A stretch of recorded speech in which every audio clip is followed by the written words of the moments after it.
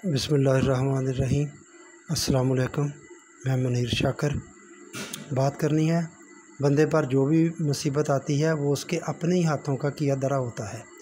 उसमें इंसानों का ही हाथ होता है, अपना हाथ हो या दूसरे इंसानों का हाथ हो। तो इस बार बात करते हैं। तो पहले आप चैनल को सब्सक्राइब कर लें, लाइक कर लें और बेल दबा लें। तो ये सूरह निसा की आयत नंबर 79 है। इसमें है इस बात का जिक्र, जो भी मुसीबत आती है तुम्हारे अपने ही हाथों का किया धरा होती है। और भी बहुत सारी आयात हैं। तो ये बात कुरान की कई आयात से ये बात साबित वाज़ेह है कि तुम्हारे अपने इंसानों का ही हाथ उसमें होता है और उसमें किसी चीज़ अल्लाह का बहरहाल कोई उसमें अमल दखल नहीं होता। लेकिन बाज़ औक़ात हम कोई बड़ा हादसा हो जाए और गाड़ियाँ टकरा जाएँ या बसों का हादसा हो जाए या सैलाब आ गया, उससे बहुत सारी बस्तियाँ बह गई, तो उसमें हम कह देते हैं लोगों को आम बात करते हुए, आपने भी सुना होगा, को जी बस क्या है जी, ये तो हमारी बदअमालियों का ही नतीजा है।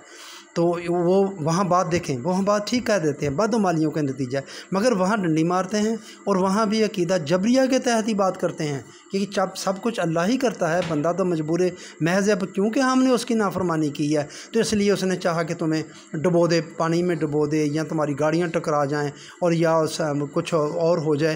तो जो वो इसलिए हो रहा है मेरे भाइयों, ऐसा नहीं है। आप माशरे में अगर बहुत ज़्यादा ज़ना फैल गया है, बहुत ज़्यादा ज़ना फैल गया, तो इससे ये नहीं होगा कि सड़कों पर गाड़ियाँ टकराना शुरू हो जाएं या सैलाब आने शुरू हो जाएं, बांध टूट जाएं, और ये नहीं होगा। ये अगर हम माशरे में शराबखोरी ज़्यादा हो गई है तो इससे सैलाब नहीं आ जाएंगे। ये बात को समझने की ज़रूरत है। यह ज़ना से क्या होगा? ज़ना से माशरती निज़ाम जो है वो ख़राब हो जाएगा, वो बिगड़ता है, इसलिए इसे मना बड़ा जुर्म करार दिया गया है। और इस शराबखोरी है उससे हमारी फ़िज़िकली बीमारियां आएंगी।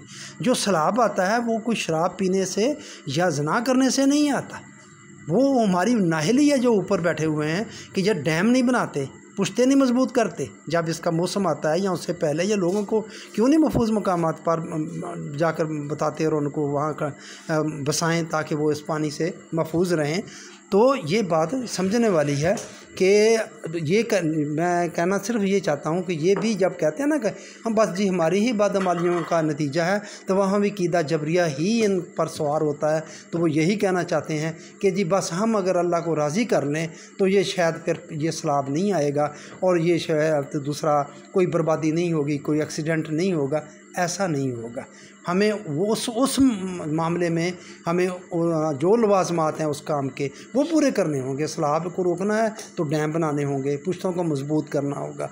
जो अगर गाड़ियों के हादसात रोकने हैं तो ज़ाहिर है सही प्रॉपर तरीके से लाइसेंस देने होंगे, सड़कें ठीक करनी होंगी, तरबियत करनी होगी, फिर भी होंगे लेकिन मिनिमाइज़ होंगे। वो जो भी होंगे तो उसमें भी बंदों का ही हाथ होगा, किसी अल्लाह का हाथ नहीं होगा, क्या हमारा ही अपना ही किया धरा होगा, उसमें और कोई बात नहीं है। तो बस मैं ये छोटी सी बात बताना चाहता था कि अगर मानते हैं तो वो भी हम गलत मानते हैं, वो वहाँ भी हमारा कीदा जबरिया ही होता है कि बस अल्लाह ने ही सब कुछ करना है, इधर राज़ी कर लें तो उधर हमारे डैम बांध जो है ना वो महफूज रहेंगे और सैलाब भी नहीं आएगा और गाड़ियों के एक्सीडेंट भी नहीं होंगे। ऐसा नहीं होगा मेरे भाइयों, ये सोचने की बात है। हम जिन माल के पीछे पड़े हुए हैं, मैं डरते हुए बात करता हूँ, ये करते रहें, मगर ये सदियों से हो रहे हैं, दुआएँ हो रही हैं, तस्बीहात हो रही हैं, नमाज़ें पढ़ी जा रही हैं, उम्रे हो रहे हैं, ये सब कुछ हम सदियों से किए जा रहे हैं।